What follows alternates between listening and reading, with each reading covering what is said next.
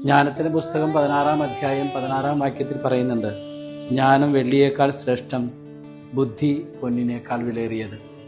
നമ്മൾ കൊടുക്കുന്ന ജ്ഞാനവും ബുദ്ധിയും വിവേകവും മക്കളുടെ ഉള്ളിൻ്റെ ഉള്ളിലേക്ക് കടക്കണം. ഉള്ളിൽ നല്ലതാകുമ്പോഴാണ് അവർ കൊടുക്കുന്ന ചിന്തകളും മനോഭാവങ്ങളും നല്ലതാകും.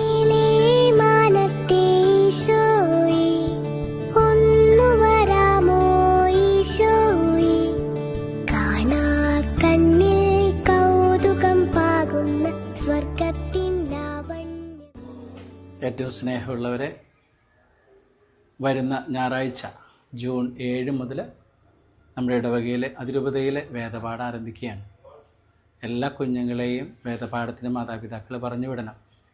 നഴ്സറി മുതൽ ACC വരെയുള്ള കുട്ടികളാണ് നമ്മുടെ ഇടവകയിലെ വേദപാഠം പഠിക്കണേ.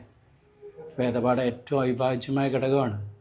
നമ്മുടെ മക്കൾ മൂല്യങ്ങളിലും വിശ്വാസത്തിലും വളരാൻ മാതാപിതാക്കൾ എന്തുമാത്രം സപ്പോർട്ട് കൊടുക്കുന്നുവോ അതനുസരിച്ചാണ് മക്കൾ ദൈവത്തോട് അടുത്തിരിക്കുക.